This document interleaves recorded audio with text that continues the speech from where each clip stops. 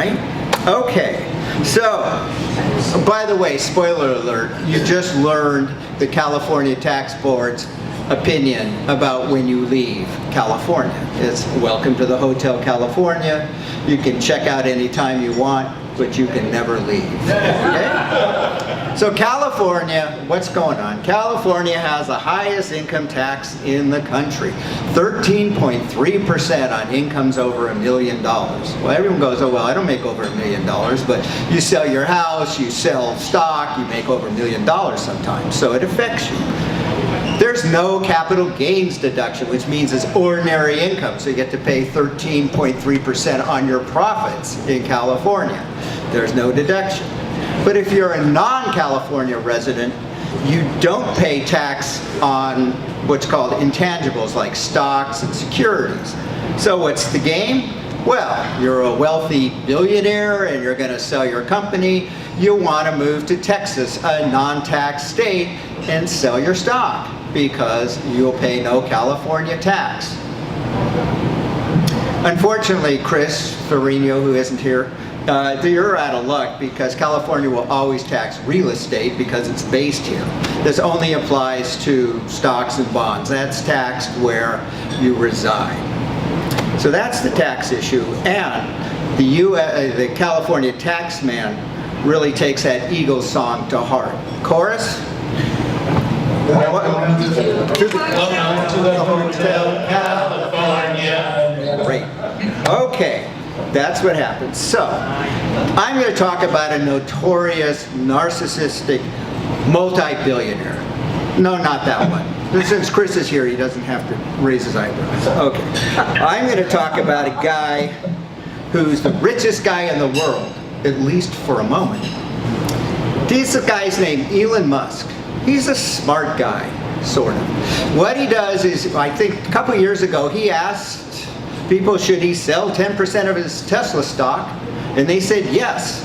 So he sold 10% of his Tesla stock and created $28 billion in capital gains. He says it's a world record. I believe him. He probably paid more tax on that than anybody ever has, federal taxes. But he started planning. He sold the stock in 2021, but in 2020, he sold 6 mansions that he owned in California because he's going to liquidate and get out of California and move to Texas. Of course, he forgot a mansion worth $37.5 million in Silicon Valley that he called his party house, but he sold all the others. So he moves to Texas. Okay, and he says, hey, I sold all my stock in Texas. No gain, no state tax. If he's taxed in California, he's got a $3.7 billion gain, tax that he'd have to pay on his capital gain. Well, you know, he likes to talk, and he makes comments that's been reported in the papers and interviews. He goes, I don't even own a place right now. When I go to California, I just stay at friends' spare rooms. His place in Texas, the mansion he moved into Texas, is a 400 square foot, $50,000 shack that he rents from his company SpaceX, and he brags about that. Well, guess what? This is the Hotel California. Just because you think you leave here, you don't. What happens is, if you have an established domicile in California, that means a fixed place where you live, you're a California resident until you establish a fixed domicile, a permanent place in another state. Which means if you decide to travel around the world, take a part-time job or a full-time job for 2 or 3 years in Saudi Arabia, you're still a California resident. You have to establish a domicile. Well, gee, leaving California is just not enough. So you must get a new domicile. So it's time for the chorus. 1, 2, 3. Welcome to the Hotel California. Making it worse, California asserts you're a resident and you have to prove you're not. So the burden of proof is on you. So when Elon Musk gets audited, assuming he does, or maybe he has, the question is, Good luck, Elon, proving that your Texas shack is your permanent residence when you own a $37 million mansion in California and you say you don't have any place you really live at and you stay at friends' homes. So, one last time. Welcome to the Hotel California. Okay, thanks. All right, so here's some tips for residency changes that do work. You gotta take it seriously. You gotta move everything out of the state. You gotta terminate your California clubs and organizations. Move out, and for heaven's sakes, don't come back. Leave and give yourself 6 to 9 months at least, if not a year prior.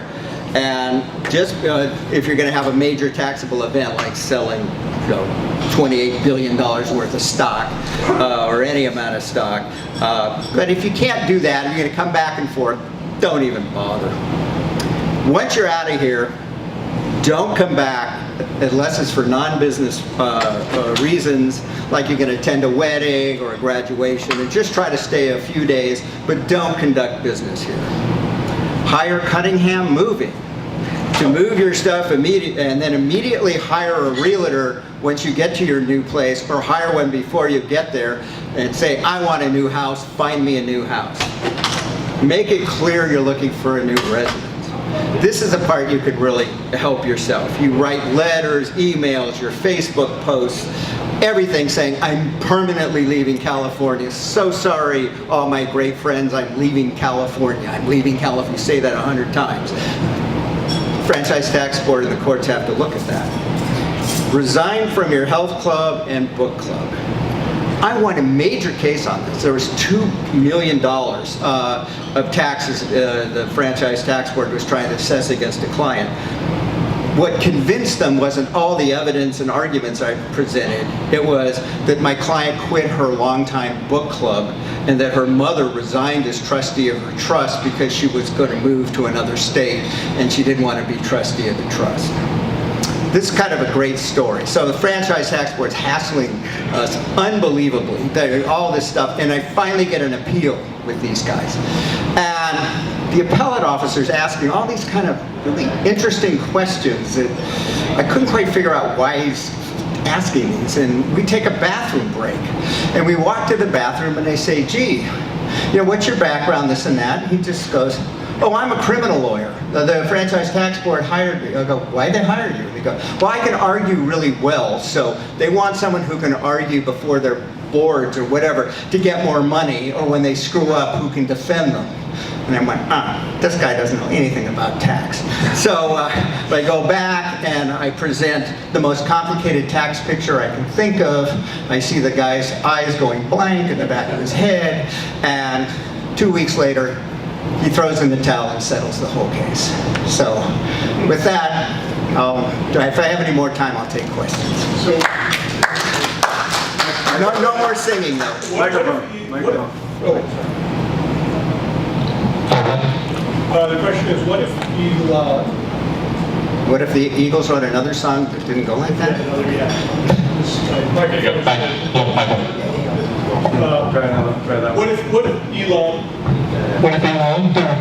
What if Elon is living in a house that's owned by Tesla as a corporate property? Well, again, the rule is, I would think that would be a very bad fact against him. The rule is this your permanent residence? Is this your permanent place of abode? Is this a place you go to and return to all the time? You can only have one of them. And so basically you have to leave California and establish another one, otherwise you're a California resident. So he forgot. You're saying he forgot that he had a $37.5 million home left? Yeah, here was his party house. He thought he'd keep it for that. And then he eventually sold it, but I think that was in 2021. Okay, so if he sold it, but still doesn't have a primary residence, he's still a resident? It doesn't matter. I don't know why people were writing about it. He was like getting rid of his assets, but that's not the test. The test is, have you established a new domicile in another state or country? That's the test. It doesn't matter whether you sold your assets or kept them. Did you do that? And then the second question is, some companies do open businesses in Nevada and in other states like Delaware. Why would they do that then? Well, that's not going to help you if the only owner is a California person, but if you have multiple owners, let's just say you do an LLC in Nevada or Delaware with multiple owners, some of whom live in non-tax states, it will help them. It's not going to help you. As a matter of fact, and JR can talk more about this, but it's kind of, you get taxed kind of twice. I mean, if you form a Nevada company or a Delaware company, you still have to register in California, pay all the money in California, and you're going to be taxed on all the money anyway. So to me, it doesn't work. I mean, there may be reasons for doing it, reasons, asset protection, better, in case you get sued, Delaware's a better jurisdiction, but not from a tax standpoint. We have a question Here, online, Michelle. Okay. Hi. Hi, you're Okay, a California resident. I don't care where you're calling from. All right. Let's say I'm going to go move to Texas, Okay. and I'm going to keep my house in California, but I decide to rent my house out to my son who's still in school. But I rent a house or I buy a house in Texas, I change my voting record, I mostly am in Texas. Am I a Texas resident? You could, yeah. If you're living in Texas and you have a permanent abode in Texas, the fact you're renting your house out in California, the Franchise Tax Board will argue that means you didn't leave, but the courts say that doesn't matter. The issue is, are you coming back and forth? Did you really leave? It wouldn't affect you unless you had probably a major tax event, like you sold a bunch of stock or did something, because if you're just earning your salary, it may not be that big an issue that they'd be concerned about. It's usually when you have a huge taxable event and people go, oh no, I'm not a California resident anymore. I moved 6 days before I sold my company. So if I decide to start a new company, I need to have my residency established in the new state? It depends where you are, mostly. You need to. Place. Okay, you go live in Texas. You write about how I'm leaving California to all your friends. Don't come back to California for business reasons, and claim you're a Texas resident. You should be fine. I don't think they go after you. Okay. Wow. Bob, Go ahead. It's Michael online. I would imagine that having a cable or internet bill would be pretty damning evidence, even though you said you left the state, why would you still have a telephone? But I'm curious, so that obviously wouldn't do that and cancel it. But would you also need to change your cell phone number to the state you're moving to? I don't think you need to change your cell phone number, although in the one big audit I had, they looked at every scrap of paper imaginable. And when I said the thing about Cunningham moving, my lady had her son move her in a truck, all her possessions, and they said, well, where's the moving van? You say you left, show us that you left. And that's why I said, hire a mover. You want some proof on that. They looked at every scrap of paper you could think of, every credit card receipt, everything. And so I've had other people say, I'm not in California, but they come here and the government looks at their credit cards and they're buying, lunches and dinners in California and all of that. And they go, well, what do you mean you weren't in California? Look at this. I mean, the surreptitious advice, you're going to come here, use cash. Walk across the border and use cash. Don't fly. Fly to Nevada. Yeah, use your friend's credit card. I don't know, but you don't want to have a paper trail that you're really in California. I learned that after this guy who had all the credit card problems and was definitely didn't leave the state. What do you think the time length should be? So let's say I do want to sell $1 billion shares in stock or bitcoins. I did do everything good and I terminate my residence in California, I move out, then I want to sell. Wait, 6 months, a year, 2 years? Well, the longer the better.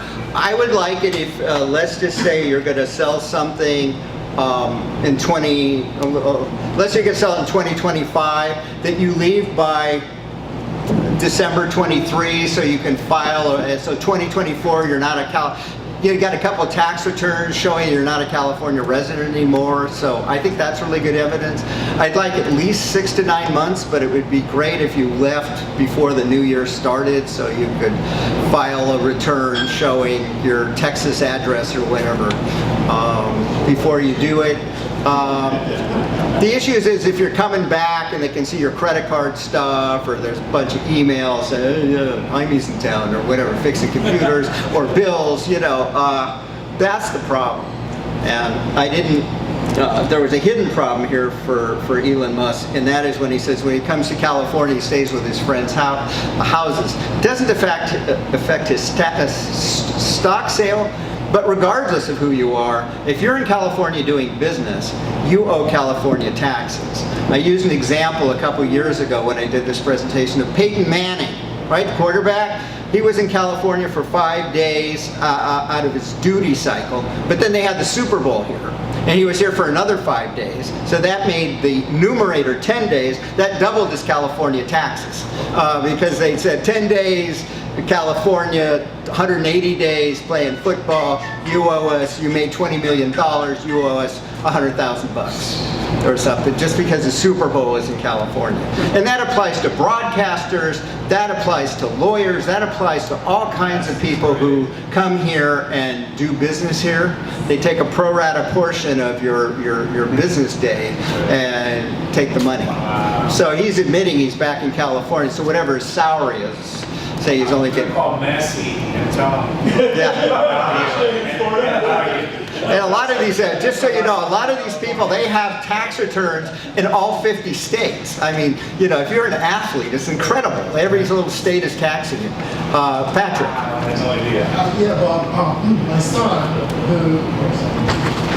who plays for Indiana Pacers and Orlando, they tax him in every season he plays at. And at the end of the year, they send him the 1099. And he has to.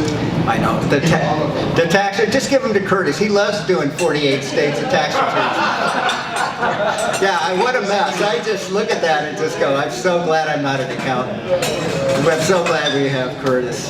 But just to follow up, so why does Derek, back in the day, why did Derek Jeter live in Florida?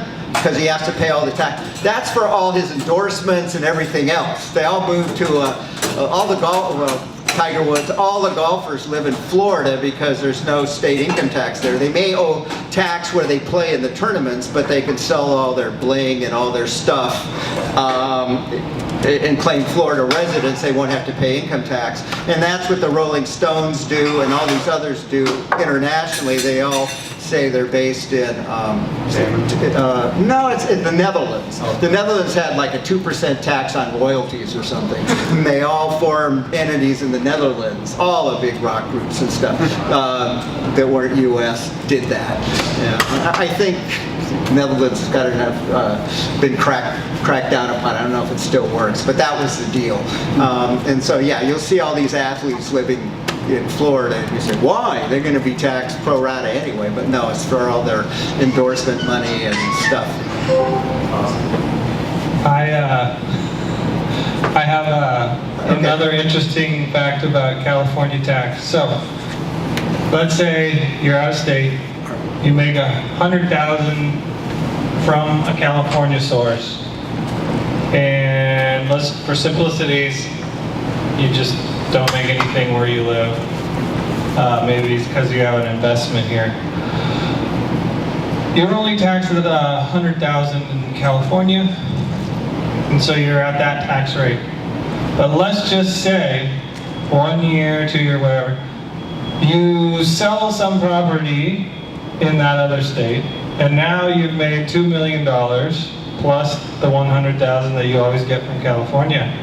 That $100,000 from California is not taxed at the rate that you would have had last year and the year before, but they count the other income that you have for the rate that they use in California. Jeez. So they stack the California income on top of everything else and say, oh, you're in a 13.3% bracket. Yeah. Okay. Here. Okay. We're running late, but Here's the weirdest example I've heard in California. Guy has an LLC in, I think, like Nevada or something. He gets contacted by a California company to do some design work. The law is clear. For personal services, you're taxed where you perform it. It's physical presence. California goes, oh, no, no, no, that's a company. And we tax where the customer gave you the money. And so you owe full California tax because your customer was in California, even though you've never set foot in the state. And I look at this case, the taxpayer who argues it doesn't have an attorney. The Court of Appeals, which is full of FTB, Franchise Tax Board, ex-agents and stuff, doesn't raise this obvious issue. The standing goes, yeah, that's right. You owe all this money because you did business in California because your customer lived here, even though you never set foot in California and were never solicited anything. And so California's running around going, okay, everybody, you ought to know about this because all these people owe tax and you got to send them a 1099 or withhold and all of this. I think if it goes on appeal, California's going to get crunched. But that's how ridiculous it is. So with that, we'll went up in Curtis over there. I'm going to call it quits. Thanks so much.